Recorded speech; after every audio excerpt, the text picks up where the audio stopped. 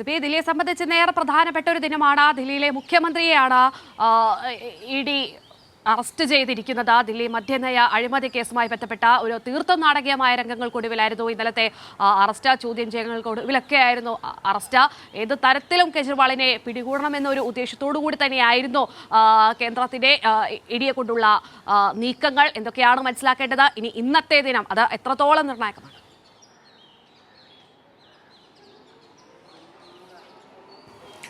കീർത്തി, തീർച്ചയായും ഇന്നത്തെ ദിനം ഏറെ പ്രധാനപ്പെട്ടാണ്. ഞാനിപ്പോൾ നിൽക്കുന്നത് ദില്ലിയിലെ റോസ് അവന്യൂ കോടതിയിലാണ്. റോസ് അവന്യൂ കോടതിയിലെ ഈ PMLA കോടതിയിലാണ് ഇന്നിപ്പോൾ പ്രധാനമായും അരവിന്ദ് കെജ്രിവാളിനെ കൊണ്ട് ഹാജരാക്കുക.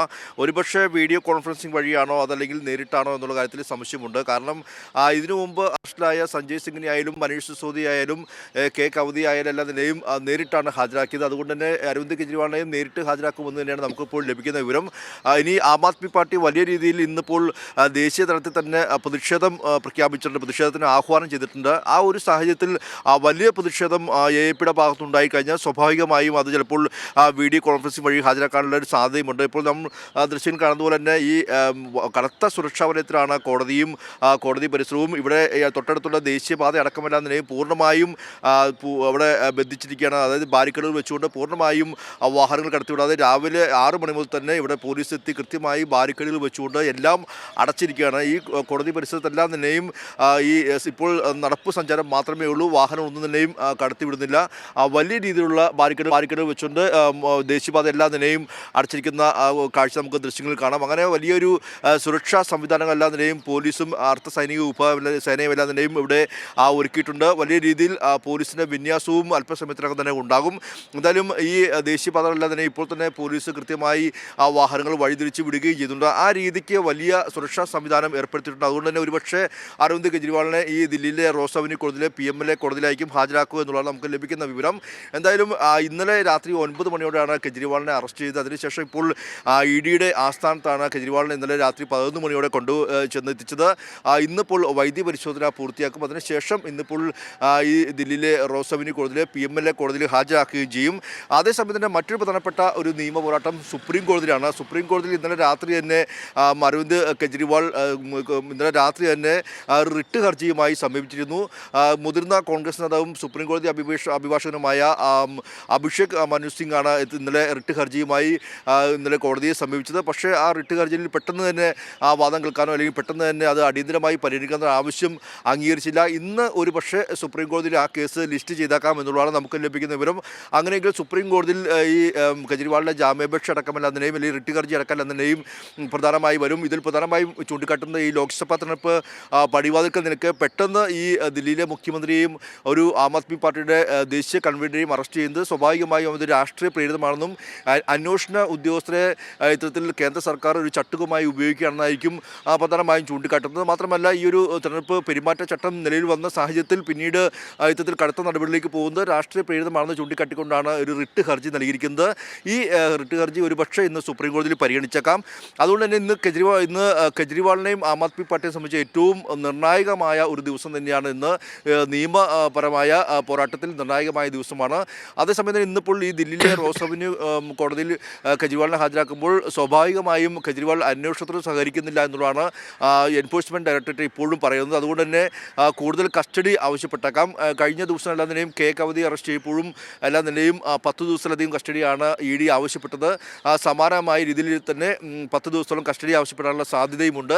അതല്ലെങ്കിൽ കസ്റ്റഡി ലഭിച്ചില്ലെങ്കിൽ നേരെ ജയിലിലേക്കായിരിക്കും അരവിന്ദ് കെജ്രിവാൾ പോകുന്നത്. എന്തായാലും വളരെ വലിയ രാഷ്ട്രീയ തലത്തിലെല്ലാം തന്നെയും വളരെ വലിയ ചർച്ച ചെയ്യപ്പെടുന്ന ഒന്നായി അരവിന്ദ് കെജ്രിവാളിൻ്റെ അറസ്റ്റ് നീങ്ങുന്നു. പ്രത്യേകിച്ച് ഒരു പ്രതിപക്ഷ സഖ്യമായ ഇന്ത്യ രൂപപ്പെട്ടതിന് ശേഷം BJP സർക്കാരിനെ സംബന്ധിച്ച് വളരെ വലിയ പ്രതിസന്ധിയിലായിട്ടുണ്ട്. അന്നു മുതൽ ഈ പ്രതിപക്ഷ പാർട്ടികൾക്കെതിരെയും പ്രതിപക്ഷ നേതാക്കൾക്കെതിരെയെല്ലാം തന്നെയും കേന്ദ്ര അന്വേഷണ ഏജൻസികൾ ഉപയോഗിച്ചിട്ട് നിരവധി തവണ ഇത്തരത്തിൽ കടുത്ത നടപടിയിലേക്ക് BJP സർക്കാർ പോകുന്നുണ്ട്. ഇതിൻ്റെ ഏറ്റവും ഒടുവിലത്തെ ഉദാഹരണമാണ് കെജ്രിവാളിൻ്റെ അറസ്റ്റ് എന്ന് പറയുന്നത്. അതുകൊണ്ട് തന്നെ പ്രതിപക്ഷ സഖ്യമായ ഇന്ത്യ ഒന്നാകെ ഒറ്റക്കെട്ടായി ഇതിനെതിരെ പോരാടാൻ തന്നെയാണ് തീരുമാനിച്ചിരിക്കുന്നത്. ഇതിൻ്റെ ഭാഗമായി ഇന്നലെ തന്നെ കെജ്രിവാളിനെ അറസ്റ്റ് ചെയ്തപ്പോൾ തന്നെ വളരെ വലിയ രീതിയിലുള്ള പ്രതിഷേധവും അതുപോലെ തന്നെ പ്രതികരണവും വിമർശനവും എല്ലാ നേതാക്കളിൽ നിന്നും ഉണ്ടായി. പ്രത്യേകിച്ച് CPM അടക്കമല്ലാത്ത നിലയിൽ ഈ അറസ്റ്റിനെ അപലപിക്കുകയും ഈ മോദി പരാജയ ഭീതിയിലാണ് ഇത്തരത്തിൽ പെരുമാറുന്നതെന്നും ഇനി ഇത്തരത്തിൽ കേന്ദ്ര അന്വേഷണ ഏജൻസികളെ ഈ പെരുമാറ്റച്ചട്ടം നിലവിൽ വന്നിട്ട് പോലും നിർലജ്ജമായി കേന്ദ്ര അന്വേഷണ ഏജൻസികളെ BJP സർക്കാർ ഉപയോഗിക്കുകയാണെന്നല്ല നിലയിൽ ഇന്നലെ CPM അടക്കമല്ല നിലയിൽ പ്രതികരിച്ചിരുന്നു. കൂടാതെ ഇന്നിപ്പോൾ രാഹുൽ ഗാന്ധി അടക്കം അല്ലെങ്കിൽ കോൺഗ്രസ് അടക്കം ഇന്നിപ്പോൾ അരവിന്ദ് കെജ്രിവാളിൻ്റെ വേണ്ട നിയമസഹായം നൽകുമെന്ന് പ്രഖ്യാപിച്ചിട്ടുണ്ട്. ഇന്നലെ ദില്ലിയിൽ നടന്ന പ്രതിഷേധത്തിൽ ദില്ലിയിലെ കോൺഗ്രസിൻ്റെ PCC അധ്യക്ഷൻ അടക്കമല്ലാതിനെയും ആ പ്രതിഷേധത്തിൻ്റെ ഭാഗമായി വന്നിരുന്നു. അങ്ങനെ കൂടാതെ സമാജ്വാദി പാർട്ടിയുടെ അഖിലേഷ് യാദവ് അടക്കമല്ലാതിനെയും രംഗത്ത് വന്നിരുന്നു. അങ്ങനെ ഈ പ്രതിപക്ഷ ഇന്ത്യ സഖ്യത്തിലെ എല്ലാ നേതാക്കളും ഒരുമിച്ച് നിന്നുകൊണ്ട് ഇതിനെ ഒറ്റക്കെട്ടായി നേരിടാൻ തന്നെയാണ് തീരുമാനിച്ചിരിക്കുന്നത്. ഇതൊരു തെരഞ്ഞെടുപ്പ് പ്രചരണ ആയുധമാക്കിക്കൊണ്ട് തന്നെ BJPക്കെതിരെ നേരിടാൻ തന്നെയാണ് ഇപ്പോൾ തീരുമാനിച്ചിരിക്കുന്നത്. ആ വലിയ ഒരു സംഘർഷത്തിലേക്ക് അല്ലെങ്കിൽ വലിയൊരു ഇനി വരും മണിക്കൂറിൽ വലിയ പ്രതിഷേധത്തിലേക്ക് ആയിരിക്കും പോയിരിക്കുക. എന്തായാലും ഇന്നലെ മുതൽ തന്നെ ഈ കെജ്രിവാളിൻ്റെ അറസ്റ്റിന് പിന്നാലെ തന്നെ നിരോധനാജ്ഞ അടക്കം ഇന്നലെ പ്രഖ്യാപിച്ചിരുന്നു. ഇന്ന് ദേശീയ തലത്തിൽ തന്നെ പ്രതിഷേധത്തിന് ആം ആദ്മി പാർട്ടി ആഹ്വാനം ചെയ്തിട്ടുണ്ട്. സ്വാഭാവികമായി ഇന്ന് വലിയ പ്രതിഷേധം ഉണ്ടാകും എന്ന കാര്യത്തിൽ യാതൊരു സംശയവുമില്ല.